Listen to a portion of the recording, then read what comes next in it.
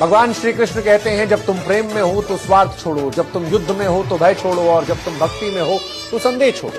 क्योंकि प्रेम, युद्ध और भक्ति तीनों में संपूर्ण समर्पण चाहिए। जो समर्पण नहीं कर सकता वो मेरी राह पर चल नहीं सकता। मैं उसी के साथ हूं जो खुद को खोकर मुझे पा लेता।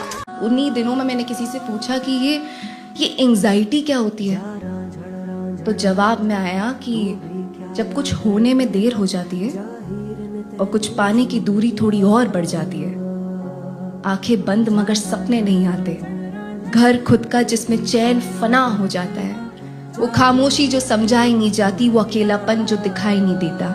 सब कुछ बाहर से ठीक है मगर अंदर से ना कुछ और ही होता है। वो घबराहट, वो चीखे, वो गुस्सा जब बाहर आने की जगह दिल में जाके धड़क उठते हैं, उस दिल से निकले खून में एक डर होता है। फिर मेरा रग रग कहता है कि दिल बेचैन है। इसी बेचैनी को हम एंजाइटी कहते हैं। दिल बेचैन को हम एंजाइटी कहते हैं।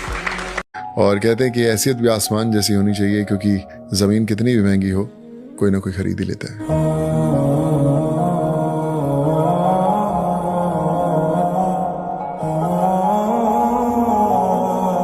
किसी ने क्या खूब कहा कि कृष्ण के जीवन को देखिए, बहुत कुछ छूटा। पहले जन्म लेते माता पिता का साथ छूट गया, इसके बाद यशोदा माँ, नंद बाबा, मथुरा, गोकुल, सखा, संबंधी, यहाँ तक कि राधा का साथ भी छूट गया। लेकिन कुछ नहीं छूटा, तो वो था श्री कृष्ण के चेहरे की मुस्कान। कृष्ण भगवान जो है ना, वो दुख के नहीं बल्कि खुशी के प्रतीक है, प्रेम के प्रतीक है। कृष्ण भगवान सिखाते हैं कि चाहे कोई भी कठिनाई या कोई भी परिस्थिति हो, चेहरे के मुस्कुराहट और धैर्य कभी नहीं छूटना चाहिए। पता तो श्री कृष्ण को भी होगा ना कि उनके पास एक तीर आके लगेगा और उनकी मौत हो जाएगी और उनके साथ पूरी द्वारका जो है वो डूब जाएगी।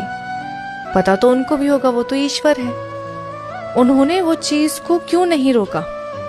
उनके पास तो पावर भी थी, क्योंकि वो ये कहते हैं कि जो लिखा हुआ है वो होगा और उसको होने दो, क्योंकि वो चीज जो होगी वो तुम्हारी बेहतरी के लिए होगी।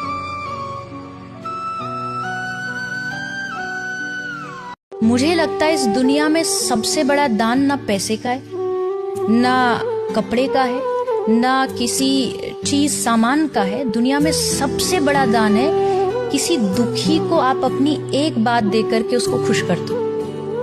आप उसके चेहरे पर प्रसन्नता लाओ और आप ऐसा कुछ कर दो जो उसके जीवन के दुख खत्म हो जाए, वो आपको देख करके कुछ समय के लिए भूल जाए कि वो कितना दुखी है।